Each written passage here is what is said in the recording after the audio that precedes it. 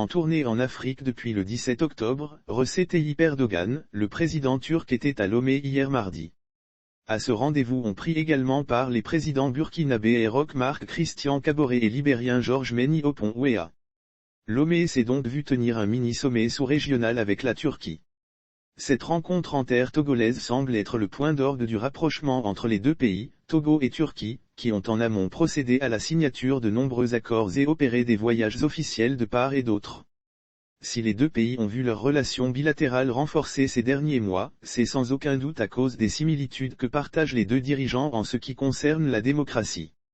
En effet, les deux chefs d'État sont connus pour leur appétit illimité pour le pouvoir. Depuis l'année dernière, le Togo et la Turquie ont multiplié les accords de coopération diplomatique, économique, militaire et commerciale. En réponse à une visite de Mevlut Cavusoglu, ministre des Affaires étrangères de la République de Turquie à Lomé en juillet 2020, le chef de la diplomatie togolaise Robert Dussé a effectué un séjour officiel de 5 jours à Ankara en juin dernier. À cette occasion, les deux ministres ont annoncé la tenue d'un forum d'affaires en automne à Lomé avec la participation des femmes et hommes d'affaires togolais et turcs. Désireux d'étendre son influence en Afrique, la Turquie et son président passent à l'offensive. À 2 mois du 3e sommet Turquie-Afrique qui doit se tenir à Istanbul en décembre prochain, le chef de l'État effectue un voyage de 3 jours devant le mener au Togo et au Nigeria après l'étape de l'Angola. Recep Tayyip Erdogan est donc décidé à établir des relations stratégiques avec le continent. Comme le rapporte la lettre spécialisée Africa Intelligence, une importante délégation du Savunma Sanayi Baskanliji, l'agence qui pilote l'industrie militaire turque, est du voyage. Si dans les autres pays à savoir l'Angola et le Nigeria, le séjour du président turc a pris une forte tonalité économique, au Togo c'est la politique qui devrait être au centre des échanges même si officiellement les préoccupations économiques et sécuritaires notamment liées au terrorisme seront mises en avant. Il se révèle qu'en 2019, les exportations togolaises vers la Turquie ont atteint un peu plus de 24 milliards FCFA. Il s'agit surtout de matières premières agricoles, coton et café notamment, selon les données de la Banque commerciale des États d'Afrique de l'Ouest.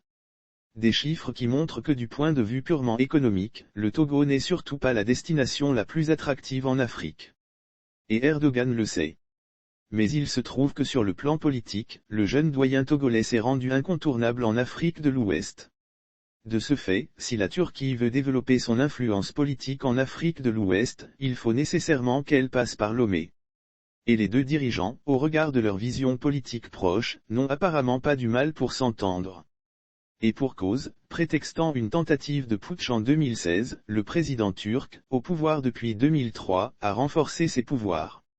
Depuis, la Turquie ne ressemble plus à un régime démocratique. Entre purge et personnalisation du pouvoir, Erdogan se place en président omniprésent. Selon certains observateurs, depuis le 15 juillet 2016, jour dit de la tentative de renversement du pouvoir, la Turquie a glissé vers une situation d'autoritarisme extrêmement sévère. Le coup d'État a servi de point de départ à de grandes purges dans pratiquement toutes les institutions, que ce soit l'armée, la police, la justice, l'éducation ou encore la presse.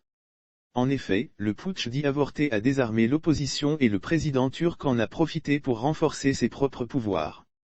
Un projet qu'il avait entamé en 2014 avec le passage d'un système parlementaire à un système présidentiel. Il faut souligner qu'un tel changement pourrait lui permettre de rester au pouvoir jusqu'à au moins 2029. Depuis, les opposants, ceux qui ne sont pas encore écroués, et les ONG accusent le chef de l'État turc de dérive autoritaire. À l'image de Recep Tayyip Erdogan, Forn Yassin Bey a vu son pouvoir renforcé et élargi depuis la réforme constitutionnelle de mai 2019. À la suite des manifestations de 2017 qui réclamaient le départ du pouvoir du fils d'Eyadema après plus de 15 ans de règne, le pouvoir de Lomé a décidé d'opérer une réforme constitutionnelle, taillée sur mesure pour Forn Yassin Bey, selon l'opposante Brigitte Adjamago Johnson. En effet, la nouvelle constitution a permis au fils d'Eyadema de se présenter en 2020 et potentiellement en 2025. Elle a remis les compteurs à zéro et permet donc à Forn Yassin Bey, en poste depuis 2005, d'envisager de rester au pouvoir jusqu'en 2030. Scrutée plus profondément, cette constitution, bien qu'instaurant la limitation du président présidentiel et le mode de scrutin à 2 tours, est également truffée de guet-apens. Lesquels tournent essentiellement autour de l'article 75 qui fait des anciens présidents de la République, des membres à vie du Sénat. et donc protégé contre toute poursuite judiciaire. La même constitution comprend une autre anomalie cousue en l'article 101 qui donne au président de la République le plein pouvoir de nommer le président de la Cour constitutionnelle. Cet article, bien qu'on en parle peu, constitue en réalité une hérésie en soi. Cela revient à donner à un associé le droit de choisir l'auditeur pendant que l'équipe qui gère l'opérationnel est déjà sous son contrôle, avait relevé Fraternit.